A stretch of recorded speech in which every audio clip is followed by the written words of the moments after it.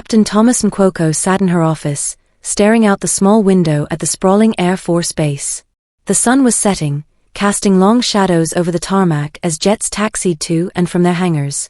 She had spent hours at her desk that day, sifting through mission reports, reviewing intelligence briefings, and conducting coordination calls with other branches of the military. But despite the whirlwind of activity, her mind was elsewhere.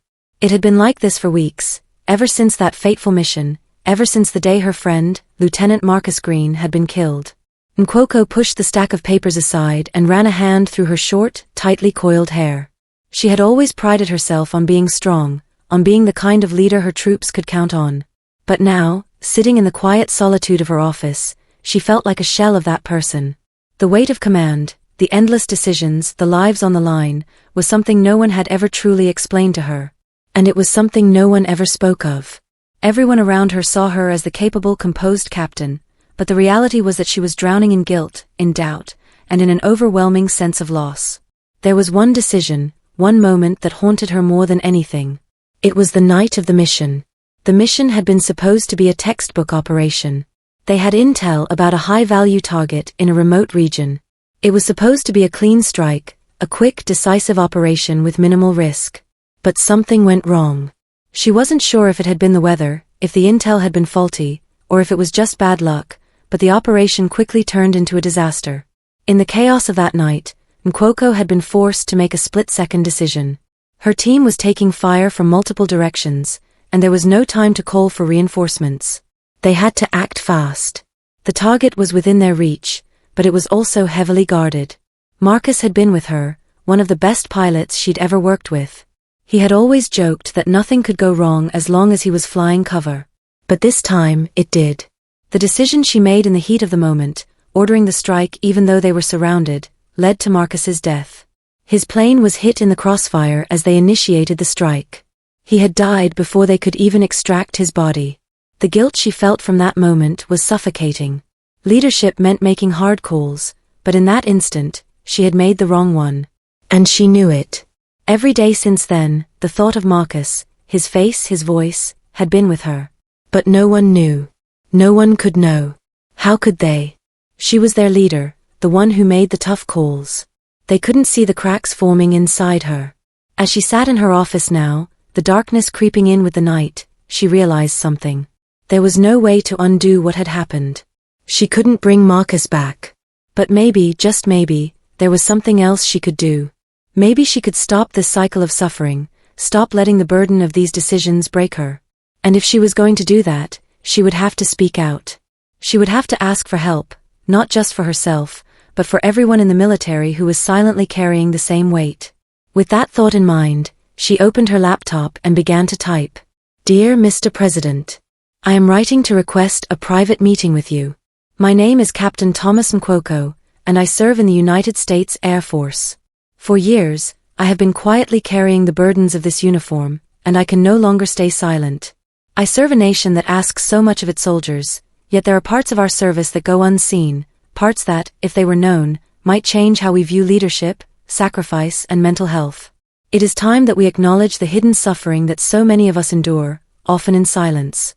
I ask for the opportunity to speak with you, to tell you my story, and to share the stories of those who feel they have no voice.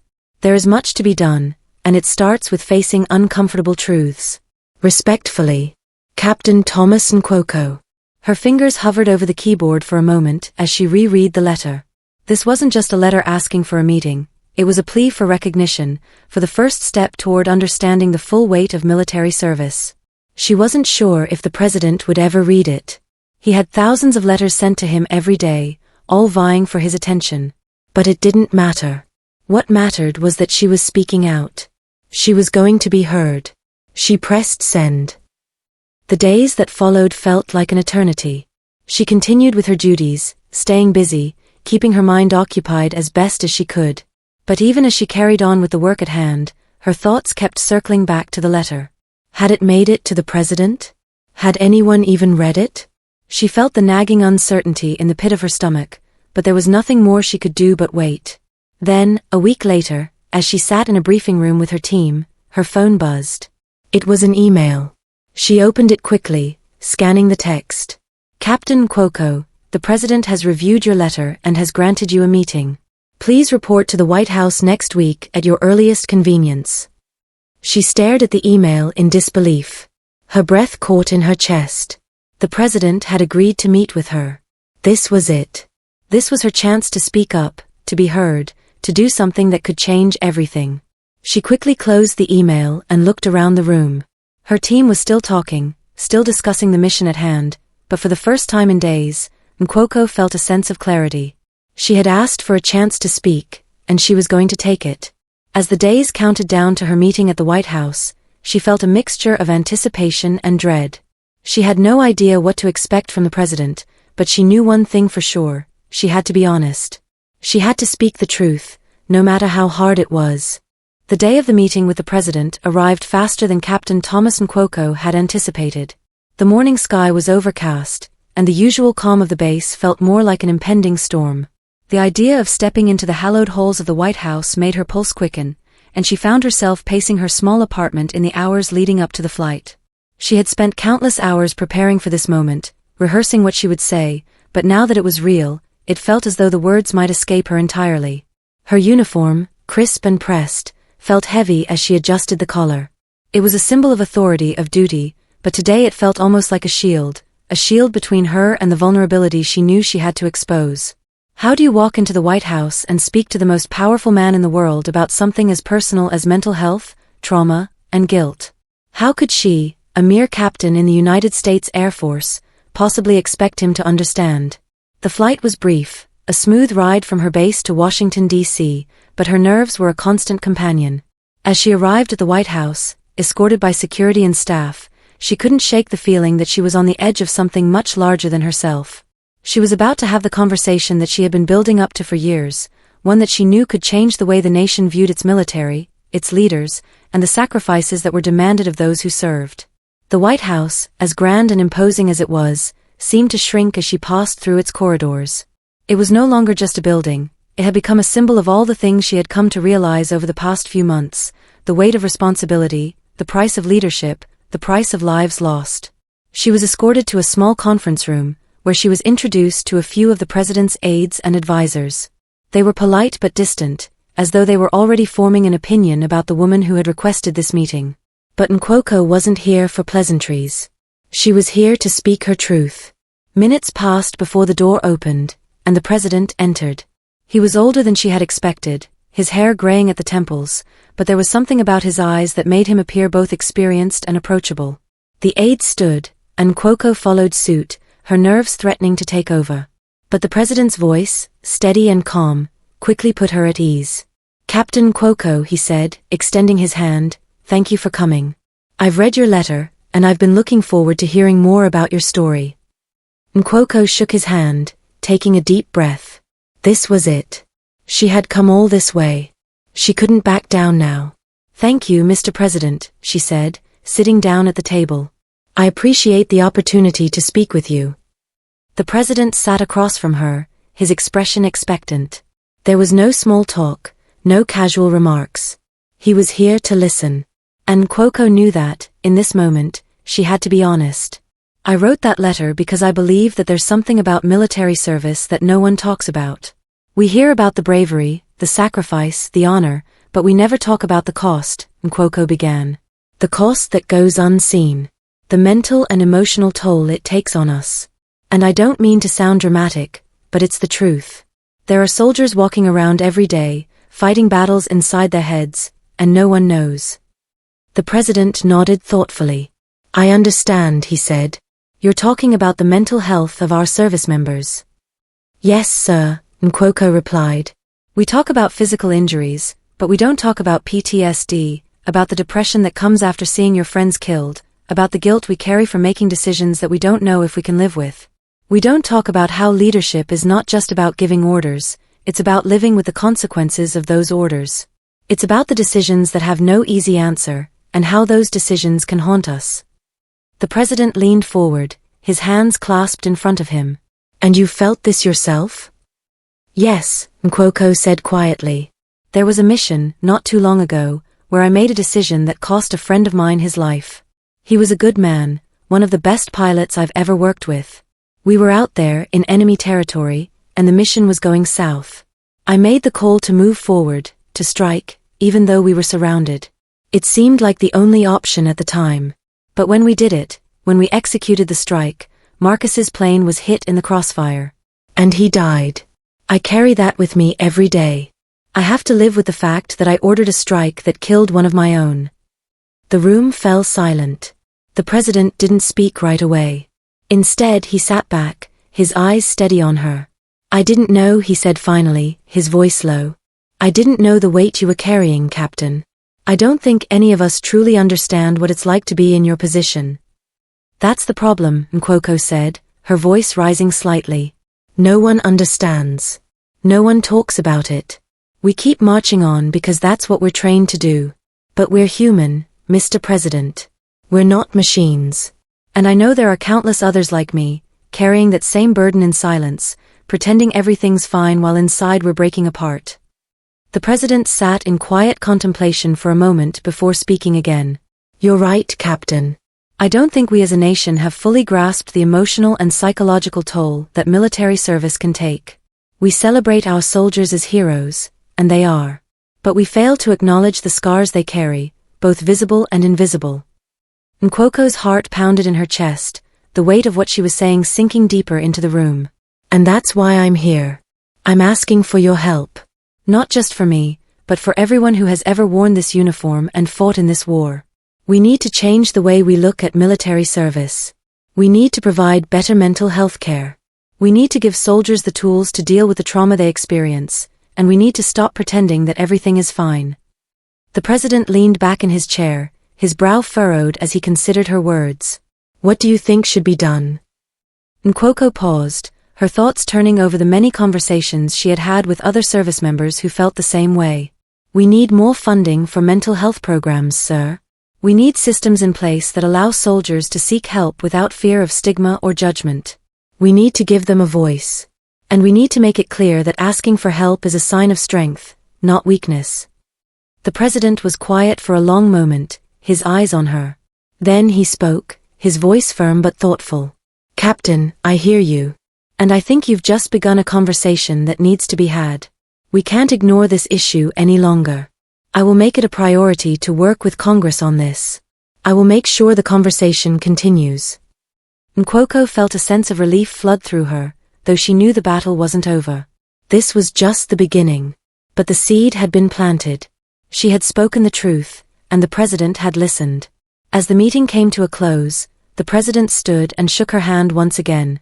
Thank you for speaking up, Captain. You've shown great courage. This country owes you, and all of your fellow service members, a debt of gratitude. Nkwoko stood there, for a moment lost in the magnitude of what had just happened. But when she finally left the room, stepping into the corridors of the White House, she felt something she hadn't felt in months, hope. This was the start of something bigger. This was her chance to make a difference, not just for herself, but for all those who served. The weeks following Captain Thomas Nkwoko's meeting with the president passed in a blur. What had seemed like a monumental moment, a turning point in her life, quickly became a whirlwind of activity. The president's commitment to addressing the mental health crisis within the military had set in motion a series of discussions at the highest levels of government, and Nkwoko had become an unexpected face of the movement. The media picked up on the story almost immediately. Interviews with her were scheduled, and she found herself on the phone with reporters more often than she had ever imagined. The words mental health, military sacrifice, and leadership became part of the national conversation.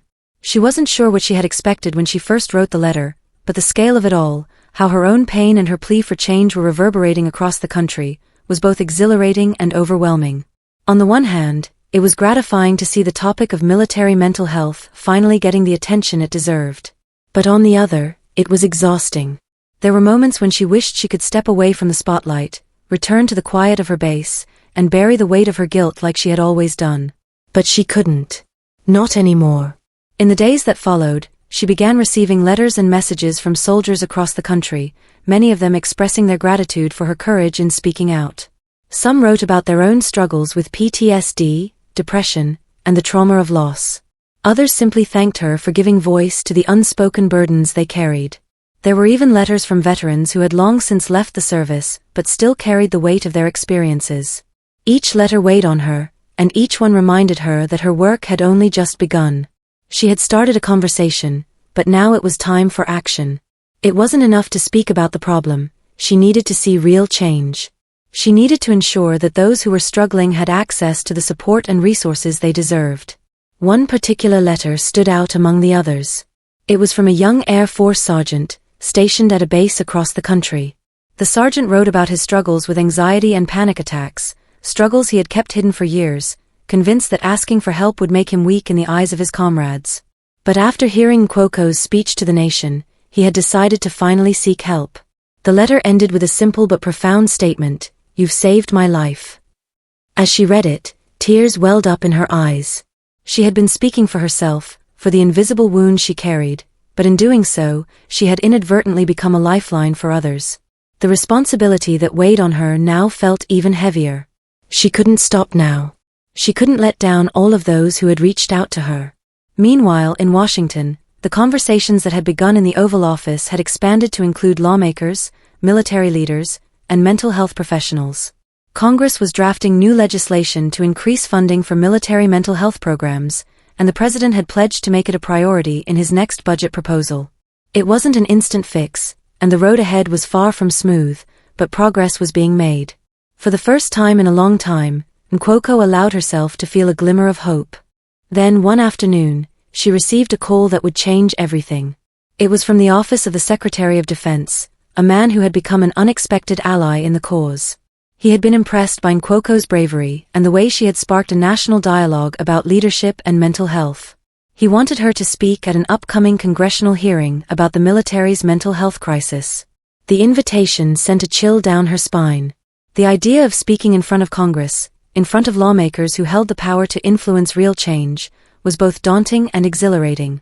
But Nkwoko knew that this was another pivotal moment. She had come this far, and she couldn't stop now. The hearing was scheduled for 2 weeks later, and Nkwoko immediately began preparing. She spent countless hours reviewing her notes, rehearsing her speech, and making sure she could articulate the points she wanted to make. She had a vision in her mind, of soldiers, like the ones who had written to her, watching her testimony, hoping that she could be the voice they never had. As the day of the hearing approached, Nkwoko found herself standing in front of a mirror, adjusting her uniform. The weight of the moment hung over her, and yet, for the first time in a long time, she felt ready. Ready to speak the truth, no matter how uncomfortable it might make others. She had carried her pain in silence for too long, and now she had a chance to share it with the world. When the day of the hearing finally arrived, Nkwoko walked into the hearing room, the atmosphere thick with anticipation. The room was filled with senators, representatives, military officials, and advocates for mental health, all of them waiting to hear her testimony. Nkwoko took a deep breath as she stepped up to the podium, her heart racing. The chairwoman of the committee, a senator from her home state, greeted her warmly. "Captain Nkwoko, thank you for being here today. We're all eager to hear your perspective on the challenges facing our service members, particularly when it comes to mental health."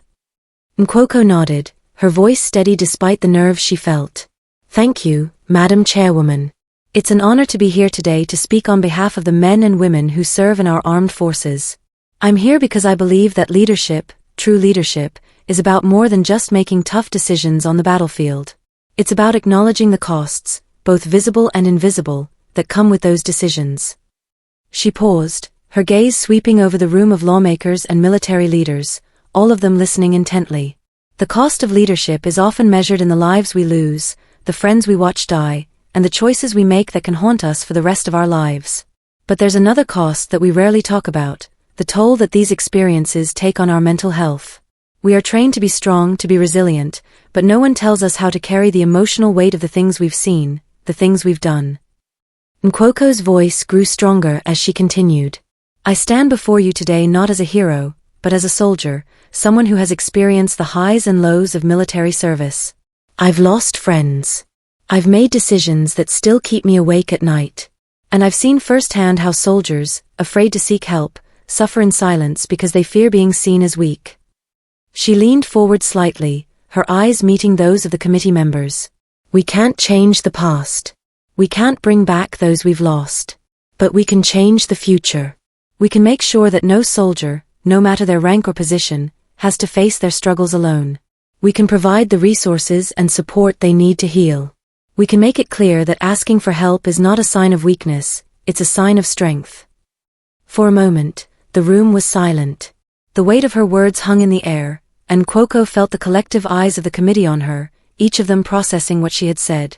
Then, one of the senators, a grizzled veteran himself, cleared his throat. "Captain, your words have touched us all. We've heard from many service members, but your perspective, your courage in sharing your story, has opened our eyes to the real cost of service. We will work with you, and with the President, to ensure that our military men and women receive the mental health care they deserve." As the hearing came to a close, Cuoco felt a sense of relief wash over her. It was far from over, but today had been a victory. She had spoken the truth. And for the first time in a long time, she felt like her voice had made a difference. After the hearing, things began to move quickly. The immediate aftermath of Captain Thomas Nkwuoko's testimony before Congress saw an outpouring of support and renewed commitment to addressing mental health within the military. Lawmakers who had previously been hesitant to acknowledge the issue now found themselves on the defensive, as the public and military leaders alike rallied behind the need for reform. It was a victory, but the work was far from done. Nkwuoko was thrust into the spotlight even further. Media interviews continued, but now they were more focused on the specifics, on what needed to happen next, how the military could implement real change to better serve the men and women who had given so much. She had become a leader in a movement she hadn't fully anticipated, and the responsibility felt heavier with each passing day. Despite her growing sense of purpose, there was an underlying exhaustion she couldn't ignore. She had always prided herself on being strong, on being able to carry burdens without showing weakness. But now, standing in front of cameras and politicians, speaking about the very trauma she had worked so hard to suppress, she felt her resolve begin to crack. She had started this conversation, but she hadn't expected how deeply it would affect her. Back at the base, when she was finally able to retreat from the constant cycle of media appearances and meetings, she would find herself alone in her apartment, the weight of her thoughts pressing down on her. The phone calls from her fellow soldiers, some asking for advice, others simply sharing their own stories, were a constant reminder of the work ahead. But there were moments when she wondered if it was all enough. If her words, as powerful as they had been, could really bring about lasting change. One evening, as she sat by the window looking out over the runway, the noise of planes taking off in the distance seemed almost deafening. The sound used to bring her comfort, a reminder of the strength and power that she was part of. But now, it was a constant reminder of the cost of war, of everything she had seen and endured. It wasn't until a quiet knock on her door broke her thoughts that she allowed herself to focus on the present. When she opened it, she was surprised to see Captain Elise Ramirez, a fellow officer and friend she hadn't seen in weeks. Elise had always been a quiet presence in Cuoco's life, someone who understood without needing to say much. She had been a constant support during their shared deployment, and now, it seemed, she was here to offer that same support again. "Mind if I come in?" Elise asked, her voice warm but hesitant. "Of course," Nkwuoko replied, stepping aside to let her friend in. They sat down on the couch, a comfortable silence stretching between them. Elise didn't push Nkwuoko to speak, knowing that her friend needed time. It had always been the same. When Nkwuoko needed to talk, Elise was there, and when she needed silence, she understood. "How are you doing?" Elise asked finally, breaking the quiet. Nkwuoko sighed, running her hand through her hair. "I'm overwhelmed, I guess. I never expected any of this. I just wanted to speak up, to make sure people understood what we go through. But it feels like the more I say, the heavier it gets." Elise nodded, her eyes filled with understanding. "You've started something big, Tom. You've ignited a fire, and it's going to burn for a while. But you can't carry it all on your own. None of us can." Nkwuoko stared out the window again, the weight of her words sinking in. "I thought speaking out would be the hard part. But now I see that it's only the beginning. The real work is getting everyone to listen, to change the way they think about leadership and sacrifice. And it's not just the military, it's the entire country. We need a cultural shift. People have to understand that we're not just soldiers, we're human beings too." There was a long pause before Elise spoke again. "It's hard. I know. But you're not alone in this. I've seen the way people are starting to listen. I've seen the changes starting to happen. And you've got the ears of people who can make real change. You've already done more than most people could even dream of. But that doesn't mean it's going to be easy. Nkwoko smiled faintly. I know. I just didn't expect it to feel so heavy. Some days, I feel like I'm carrying the weight of every soldier who ever needed help and didn't get it. Elise reached over and placed a hand on her friend's arm. You are carrying that weight. But you're also carrying hope. You're giving people permission to speak up. And that's everything. It was exactly what Nkwoko needed to hear. She had always felt that leadership was about bearing burdens alone, being the one others could rely on, the one who would never show weakness. But here, with Elise's simple words, she realized that leadership was not about carrying everything by yourself. It was about allowing others to help, about sharing the load so that together, something meaningful could be achieved. The next day, Nkwoko returned to her work with renewed determination. She had been invited to speak at a major national conference on veteran care, where she would address military leaders, health professionals, and policymakers. It was another opportunity to advocate for those who had yet to find their voice, to continue pushing the conversation forward. But this time, she wasn't going alone. This time, she would bring the strength of her fellow soldiers with her. As she prepared for the speech, Nkwoko reflected on the journey she had taken so far. She thought about the countless service members who had reached out to her, their words of gratitude and their stories of pain. And she thought about Marcus, the friend she had lost, whose memory still haunted her every day. She could almost hear his voice, urging her to keep going, to make sure that no one else had to suffer in silence the way he had. On the day of the conference, Nkwoko stood before a room full of experts and advocates. It was a different kind of audience, one that was already familiar with the issues she spoke about. But that didn't matter. What mattered was that she had a platform, and she was going to use it to speak not just for herself, but for every soldier who had ever felt forgotten. I stand before you today, she began, her voice steady, not as someone with all the answers, but as someone who has lived through the cost of service. I've made decisions that still haunt me. I've seen my comrades fall, and I've carried the weight of those losses. But what I've come to understand is that leadership is not just about making the right call in the moment, it's about living with those calls, and knowing that the real cost is not just measured in lives lost, but in the mental and emotional toll that service takes on each and every one of us. She paused, allowing her words to sink in before continuing. We can't continue to send our soldiers into battle and expect them to come home unscathed. We can't keep telling them to be strong without providing the support they need to heal. Leadership means understanding that we are human.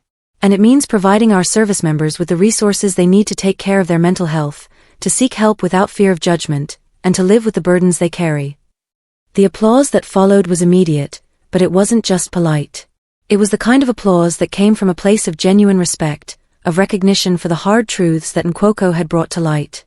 As the conference ended, Nkwoko felt the familiar weight of her mission settle on her shoulders. It wasn't over. But the conversations were happening. And with every speech, every letter, every conversation she had, she was getting closer to the change she had promised herself she would bring. The days after Nkwoko's speech at the national conference were a blur of activity, but now more than ever, the weight of her mission felt tangible. There had been progress, no doubt. New policies had been introduced, funding for mental health programs had been increased, and the public conversation about the sacrifices and mental health challenges faced by military personnel had shifted. But with that progress came a deeper responsibility, and Nkwoko knew that the hardest part was still ahead.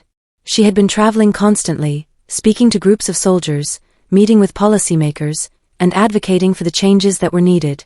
It was fulfilling work, but there were moments when she felt the pull of exhaustion, the pressure of constantly being on, of carrying the banner for so many others.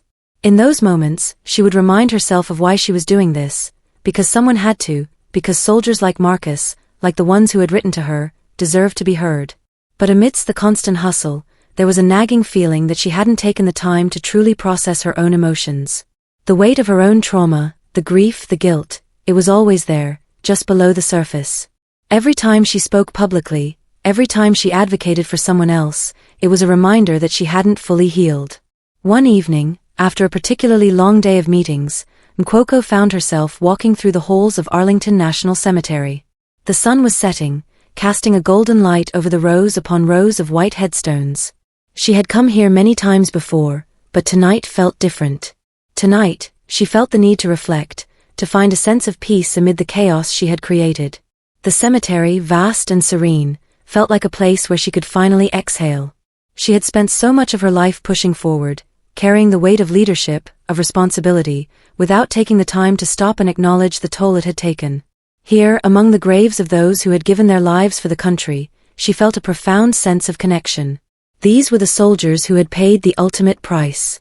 Their sacrifice had paved the way for the conversation she was now having, had made it possible for her to speak about the cost of leadership, the mental and emotional toll that came with it. But now, she was here for a different reason, to find peace for herself. As she walked along the rows of headstones, Nkwoko thought about Marcus again, his face still vivid in her memory. She thought about the friends she had lost, the lives that had been shattered, and the burden of leadership that she had carried for so long. She could feel the weight of it all, pressing on her chest, but now, it didn't feel as heavy. Here, in the presence of so many fallen soldiers, she allowed herself to feel vulnerable. She allowed herself to grieve. When she reached the section where Marcus was buried, Nkwoko knelt down, placing a hand on the cool stone of his grave. "I did what I could, Marcus," she whispered, her voice breaking. "I tried. I've tried to make it right. But I miss you. I miss you so much." The wind picked up, rustling the trees around her, and for a brief moment, Nkwoko closed her eyes, letting the cool air wash over her. She didn't know if she would ever find a sense of complete peace. The guilt, the grief, the memories, they would always be a part of her. But standing here, in this place of quiet reflection, she felt a sense of acceptance. She had done the best she could. And that, she realized, was all anyone could do. For the first time in a long time, Nkwoko allowed herself to cry. She cried for Marcus, for the soldiers she had lost, for the soldiers still fighting their own battles in silence. And in that moment, she felt a sense of release, a weight lifting off her shoulders. When she stood up, the tears still fresh on her face, she took one last look at Marcus's grave. "I'll keep going," she whispered. "For you. For all of us." As she made her way back toward the gates of the cemetery, Nkwoko felt a quiet strength settle within her. She had spoken the truth. She had given voice to the voiceless, and she had started a conversation that was bigger than herself. The fight for military mental health was far from over, but she knew now that it wasn't just about policy or speeches, it was about people.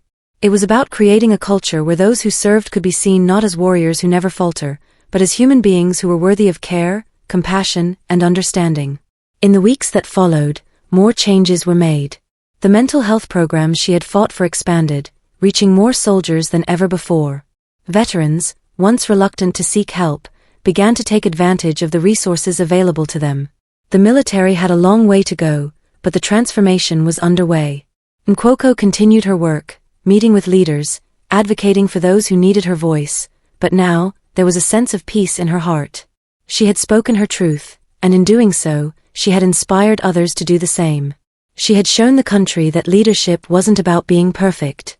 It was about acknowledging the imperfections and carrying on anyway, knowing that the journey would be long and difficult, but worth every step. And as she looked ahead to the future, Nkwoko knew that the road would not always be easy. There would be more losses, more struggles, and more painful decisions. But she also knew that she would no longer face them alone. The soldiers she had fought for, the voices she had helped amplify, would walk beside her, and together, they would continue to fight for the change that was needed.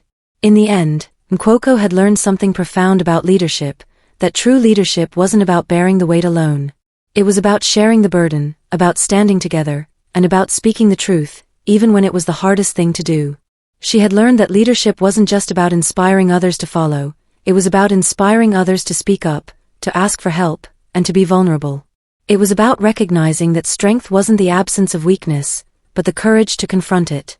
And in doing so, Captain Thomas Nkwoko had ignited a movement that would forever change the way the nation thought about military service, sacrifice, and the true cost of leadership.